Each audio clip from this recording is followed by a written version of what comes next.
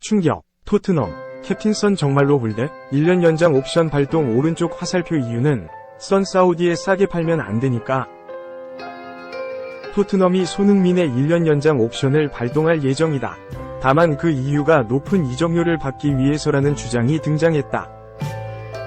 영국의 풋볼 인사이더는 25일 한국 시각 토트넘은 손흥민의 계약 연장 옵션을 발동할 것이다 라고 보도했다. 손흥민은 2023에서 2024 시즌 종료 후부터 줄곧 재계약 관련 소식이 끊이지 않고 있다. 당초 장기 재계약을 체결할 것이라는 전망이 우세했다. 영국 언론들은 지난 겨울 이적 시장 당시 토트넘은 역사적으로 30세 이후 선수들에게 장기 계약을 제한하는 경향이 없었지만 손흥민을 새로운 계약으로 잡기 위해 이런 추세를 멈출 준비가 되어 있다라고 전하기도 했다. 하지만 여름 이적 시장을 앞두고 토트넘의 선택은 달라졌다. 장기 재계약이 아닌 1년 연장 옵션 발동을 택하며 손흥민의 계약 기간을 2025년 여름에서 2026년 여름으로 미루는 것을 먼저 추진했다. 토트넘의 해당 선택 이후 반응은 뜨거웠다. 한편은 토트넘 소식에 정통한 폴 오키프 기자도에게 개인 SNS를 통해 손흥민의 계약 연장 옵션을 활성화하나? 라는 질문을 남겼는데 폴 오키프 기자는 이에 대해 그럴 것이다 라고 답했다. 그러자 해당 팬은 그의 재계약 당시 상황을 고려하면 토트넘에 그런 옵션을 준 사실이 매우 놀랍다 라며 토트넘과 손흥민의 재계약에 1년 연장 옵션이 있다는 점에 놀라움을 숨기지 못했다. 또한 손흥민이 지난해 여름부터 사우디아라비아로부터 엄청난 규모의 계약을 제안받았지만 이를 거절하고 팀에 남은 것을 알고 있는 팬들의 반응도 부정적이었다. 이런 상황에서 토트넘이 최근 손흥민의 1년 연장 옵션 발동이 임박했다는 소식과 함께 해당 옵션 발동의 충격적인 이유까지 전해지며 손흥민을 바라보는 팬들의 마음을 더욱 불안하게 했다. 풋볼 인사이더는 토트넘은 계약 연장 조항을 발동해 손흥민으로 큰 이적료를 받을 수 있도록 보장받을 예정이다라며 토트넘 수비수 출신인 앨런 허튼은 토트넘이 그와의 계약이 만료되도록 허용하는 것은 말이 안 된다고 밝혔다. 손흥민은 지난해 여름 중동 이적을 거부했다는 사실을 인정했다. 허튼은 토트넘이 손흥민 연장 옵션을 발동하면 향후 매각 시 손흥민의 가치를 극대화할 수 있는 위치에 놓일 수 있다고 주장했다라고 전했다. 허튼은 풋볼 인사이더를 통해 토트넘은 그를 보호하기 위해 계약서에 조항을 넣은 것으로 보인다. 그들은 옵션을 발동할 것이며 2시즌을 얻는다. 그리고 그 기간 동안 손흥민을 누군가 영입하려 한다면 토트넘이 손흥민의 가치를 인정할 만한 금액을 받을 수 있을 것이다. 손흥민은 여전히 스트라이커나 윙어로서 줄 수 있는 것이 많은 선수다 라고 주장했다. 만약 토트넘이 이번 계약 연장 옵션을 통해 손흥민을 매각할 계획이라면 당초 예상됐던 장기 재계약은 이뤄지지 않을 수도 있다. 반면 이번 연장 옵션 발동 이후 재계약을 체결한다면 매각이 아닌 재계약 협상을 위한 일종의 계획이라고도 볼 수 있기에 이번 연장 옵션 발동의 숨은 의도는 손흥민과 토트넘의 재계약 체결 여부에 달려있을 전망이다. 한편 이번 1년 연장 옵션이 발동되고 토트넘이 정말로 손흥민의 매각에 대한 의사가 있다면 사우디아라비아로부터 막대한 제안도 받을 수 있을 것으로 예상된다. 손흥민은 이미 지난해 여름부터 계속해서 사우디의 유혹을 받고 있다. 사우디는 그간 꾸준히 손흥민에게 구애의 손길을 내밀었다. 지난해 여름부터 꾸준히 중동행 루머가 등장하며 큰 화제를 모으고 있다. 당시 영국의 풋볼 인사이더는 토트넘은 손흥민에 대한 어떠한 제안도 받지 않을 것이라고 밝혔다. 손흥민은 사우디 구단들과 연결되고 있다라며 사우디의 관심과 토트넘의 태도에 대해 설명했다. 당시 영국 언론들은 손흥민은 오는 여름 사우디 구단의 최우선 타깃으로 지명됐으며 올 시즌 후 손흥민을 데려오기 위한 접촉과 계획이 진행되고 있다.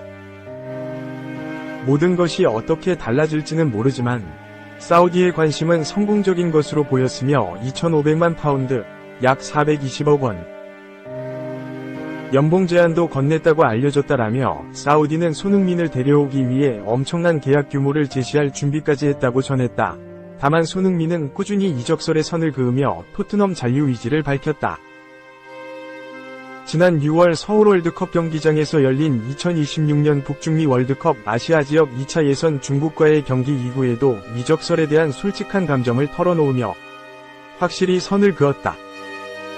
손흥민은 이적설들에 대해 아직까지 딱히 말씀드릴 부분이 없다.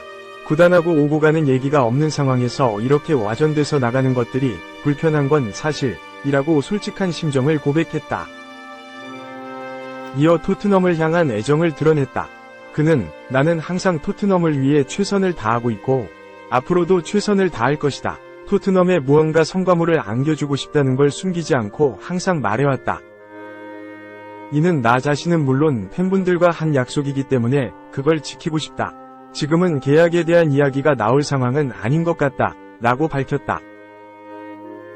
토트넘의 1년 연장 옵션 발동 속 숨겨진 의도에도 불구하고 토트넘에 대한 손흥민의 애정과 그간의 기여를 고려한다면 팬들은 이번 연장 옵션 발동 이후 손흥민과 토트넘의 장기 재계약을 기대할 것으로 예상된다. 2. 레알. 다시 꽃미남 마드리드 만드나. 갑작스럽게 이탈리아 최고의 수비수 영입전 참전. 레알 마드리드가 칼라피오리 영입을 노리고 있다. 스페인 매체 아스는 28일 한국 시간 이탈리아 센터백 리카르도 칼라피오리에 대한 관심을 보이는 구단 중에는 레알 마드리드도 포함되어 있다 라고 보도했다. 2002년생의 아주 젊은 수비수인 칼라피오리는 세리에 A에서 돌풍을 일으킨 볼로냐에서 뛰어난 시즌을 보내며 팀 역사상 처음으로 챔피언스리그 본선에 진출하는 데 큰 기여를 하며 이탈리아 대표팀에 선발됐다. 칼라피오리는 오랫동안 이탈리아 축구의 미래 센터백으로 여겨져 왔으며 16세의 나이에 로마에서 첫 프로 계약을 체결했다. 하지만 2018년 우에파 유소년 리그 경기 도중 무릎이 갈기갈기 찢어졌다라고 표현될 정도로 심각한 무릎 부상을 당하면서 이대로 성장이 멈추는 것 같았다. 수술을 마치고 14개월 후 복귀한 칼라피오리는 로마의 1군 무대를 밟았고 2022년 스위스 강호인 바젤로 이적했다. 바젤에서 주전으로 뛴 그는 지난 여름 볼로냐에 합류하며 1년 만에 세리에 A로 복귀했다. 볼로냐에서 칼라피오리는 세리에 A 최고의 수비수라는 평가를 받았다. 티아고 모타를 만나 풀백에서 센터백으로 전향한 그는 자신의 주력을 믿는 과감한 수비와 전진성을 보여줬고 빌드업에서도 핵심 역할을 하며 왜 이 선수가 이제야 주목받았을까 하는 의아함까지 들 정도였다. 가장 먼저 칼라피오리에게 연락한 구단은 유벤투스였다. 매체에 따르면 유벤투스의 티아고 모타 감독은 칼라피오리를 영입해달라고 유벤투스에게 요구했으며 유벤투스는 미레티, 밀리크, 후이센, 소올레와 같은 선수들을 제안에 포함시킬 예정이다. 하지만 문제는 역시 이적료 차이다. 볼로냐는 칼라피오리의 이적료로 5천만 유로, 약 743억 원을 요구하고 있다. 볼로냐는 또한 이탈리아가 더 높은 성적을 기록하고 칼라피오리가 그 과정에서 더 좋은 실력으로 팀을 이끈다면 이적료를 높일 의향도 있다. 그 과정에서 레알 마드리드까지 참전했다. 이탈리아 매체 라 가제타 델로 스포르트도 레알 마드리드도 칼라피오리에 대한 영입을 고려하고 있다고 밝혔다. 현재 볼로냐는 칼라피오리를 싸게 넘겨줄 의향이 없다. 그 이유는 바로 바젤과 연관이 있다. 바젤은 칼라피오리에게 세론 40%를 옵션으로 붙였다. 그 뜻은 볼로냐가 칼라피오리를 매각했을 때 이적료의 40%를 바젤에게 넘겨줘야 한다는 것이다. 한편 칼라피오리는 미남 선수로 유명하다. 미남하면 레알 마드리드를 뺄 수 없다. 레알은 나초 크로스 베일 하메스 알론소 라모스 호날두 카카 구티 베컴 등등 최고의 미남들을 보유하고 있는 구단이었다. 만약 칼라피오리가 레알로 이적한다면 미남 계보를 잇는 선수가 될 수 있다.